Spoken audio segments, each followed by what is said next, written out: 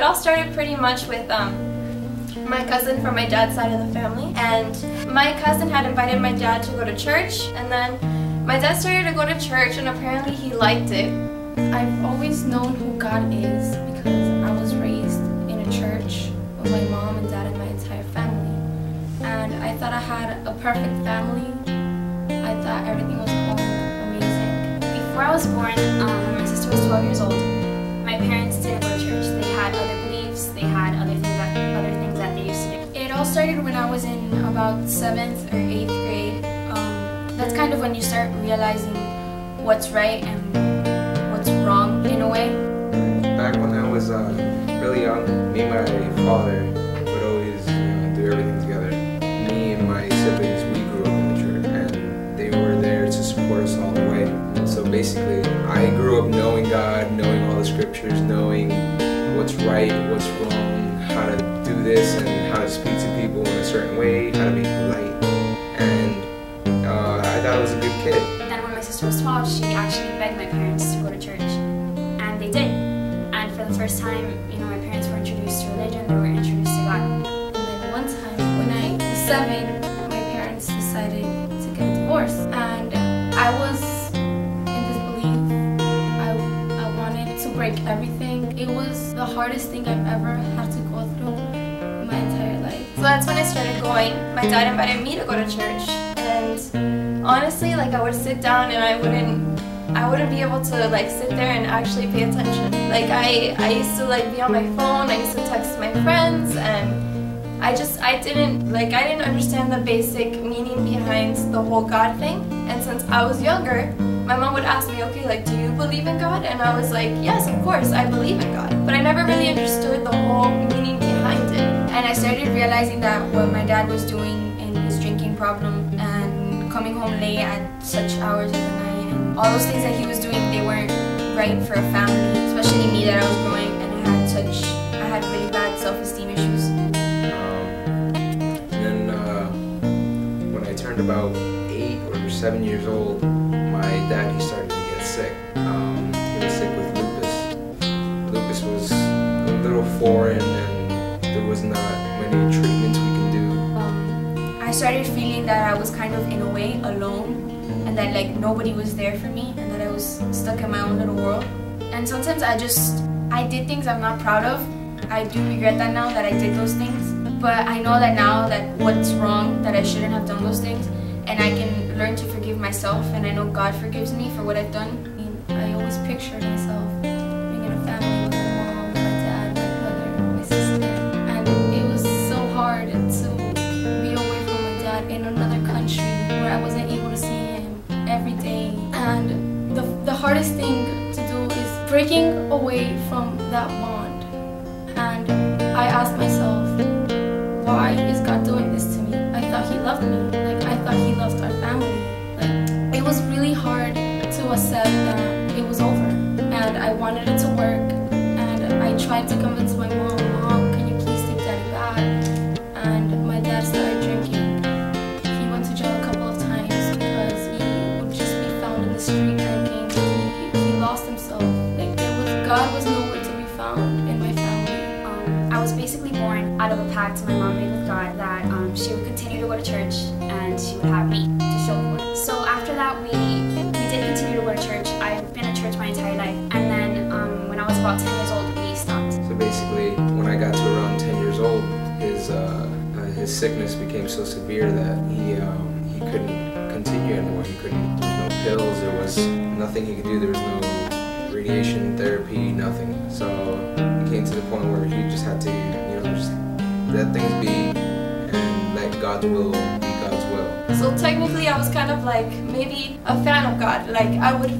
God is convenient to me whenever I need Him. One day I was finally invited to youth group, and with youth group it kind of felt like home. So I know that those times in my life, they were probably one of the hardest things I've ever gone through. Thinking that my dad was going to leave my family, that we were going to, my family was going to be broken up. I started realizing that I needed to change. I needed to find who I was, who I really was, and things that were better for me and my family. So he passed away when I was about 10 and a half years old. I was was still in 4th grade. I remember the counselors coming up to me and saying, "Oh, how do you feel about, the passing of your father and this and that?" And, up to that point, I was a rowdy kid. I used to get in trouble a lot. And after that, I became a real quiet child. I lived a childhood where no child should ever live. I lost my father. That's something that's just too tragic for everybody. We were so founded by the grace of God, and then to watch everything disappear, it was like every year by year, I just felt like I was getting apart from him. And my dad went to this Christian retreat, and he came back a new man. I had not seen him drink since then. That was about 5 years ago. He is involved in everything of God, and my mom isn't. And I just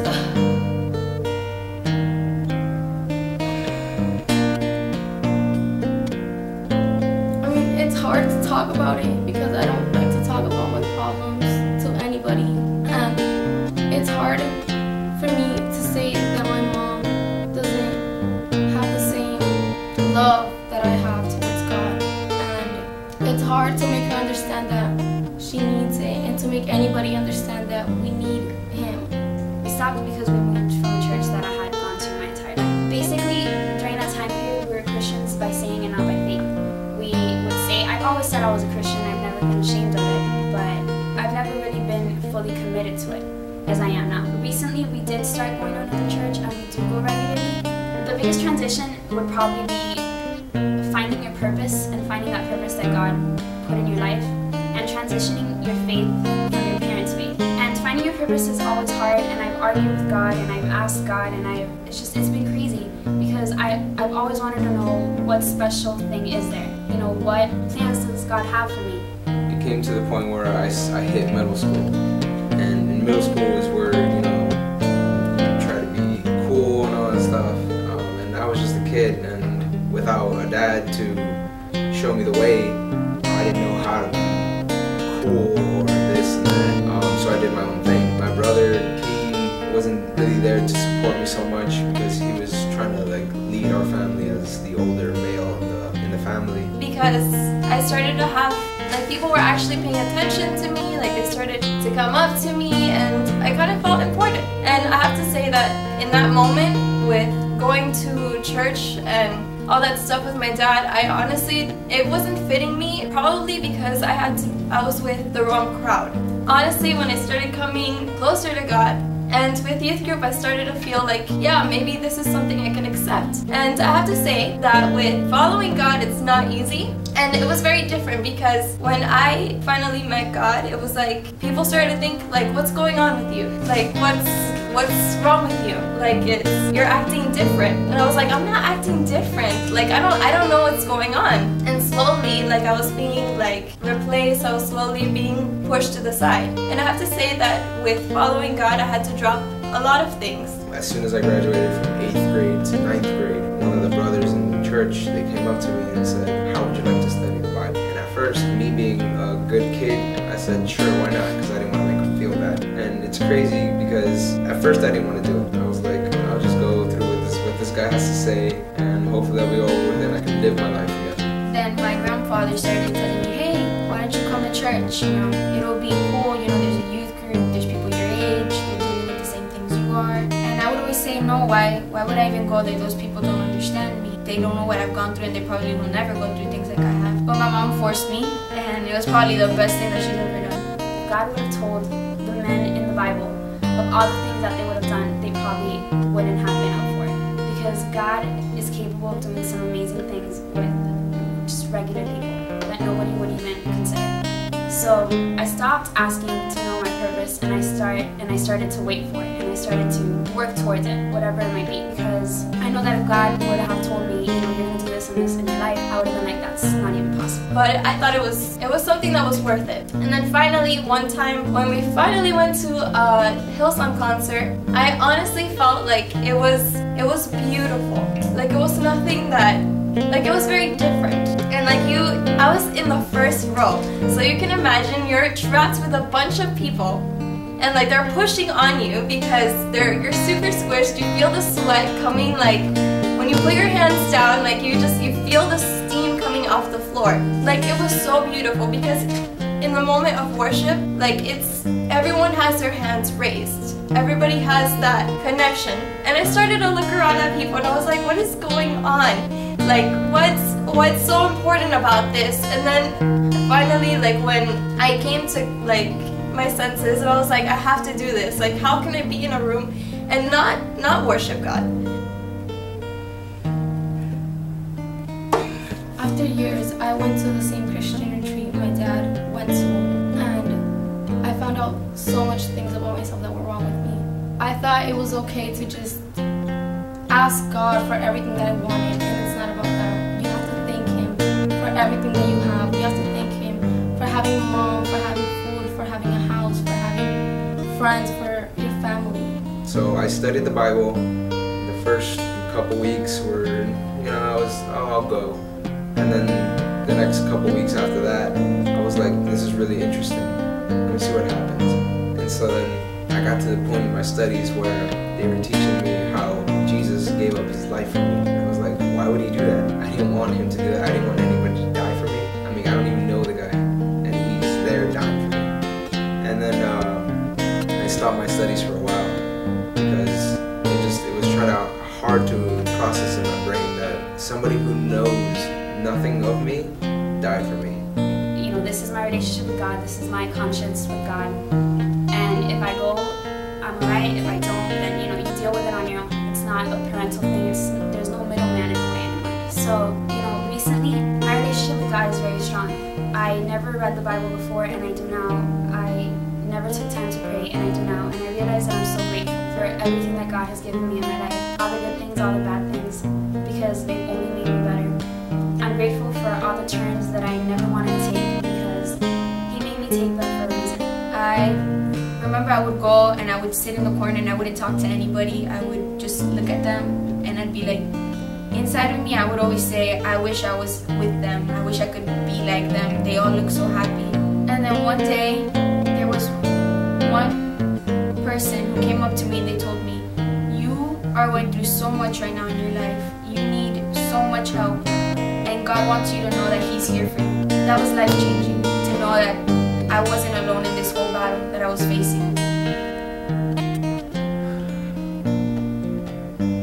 It wasn't an easy childhood because I never had anybody to look up to. My mom, she was only there for me to an extent because I couldn't go to her for everything. 7 months later, after I graduated from 8th grade, I got baptized. And it was the greatest feeling I've ever had because, I felt like I was 15 pounds lighter just because the burden was lifted off me. And I felt like I can do anything in the world. I felt like nobody can touch me because I'm God's child. Nobody can do anything because I got Jesus on my side. So then I knew some of their songs and I sang along and I cried my eyes out. And I finally started to understand the meaning. Slowly it came to me that obviously it's not gonna happen like one day to the next. You're going to have your moment, but it slowly God started to move through me, and I started to get involved with the church, and then I started to sing in the church. And if it weren't for the talents and all that stuff, I probably wouldn't give to God. I wouldn't be singing to God. I wouldn't be playing the instruments that I play. It's honestly something transformed in me. I thought that finally, with the whole meaning of worship, yes, it's I have to give back. Something that He gave to me, I have to give back. And I thought that God is completely, He gave it all for me. So why am I not going to give my complete to Him? And the Bible, it says that you have to give yourself in spirit and in truth. Honestly, that's exactly what burns inside of me. That I need to give myself completely to Him. I found that out, and I found out that He never abandoned me, and I abandoned Him, and He was always with me, but I chose to ignore Him. I know that sometimes I have my weak points in life, and I feel like no one listens. To take a moment and think of all the wonderful things He has given me, I know that He's always with me, and even though I do break down and I am not perfect, I know that He'll always help me verse has to be Jeremiah 29 because it talks about how God has a plan for you and God has a purpose for you. And I believe God has a purpose for everybody. And once that purpose is fulfilled, we will see it and we will be amazed because everything God does is amazing. I gave myself to God freshman year of high school, and after that, it hasn't been an easy road, probably never will be a perfect easy road, but there are parts of life that you're like, I'm so glad that I chose to be with God, that I chose this road for my life, that I could, say that I'm not alone, that I do have someone there that has my back. God definitely has my back, because in all those times of trial that I knew that I thought I was alone, I knew that God was there. I may not have admitted it, but deep down inside I knew that He was there. But that's just the way it goes, Life is always hard, and you can never hope for the best. But when you have God on your side, anything's possible. So with that, I'm Chantal Lopez. I'm Andrani Pineda. I'm Denise Jimenez. I'm Mandy Ruiz. I am Anel Manuel, and I am not a fan. I'm not a fan. And I am not a fan. I am not a fan.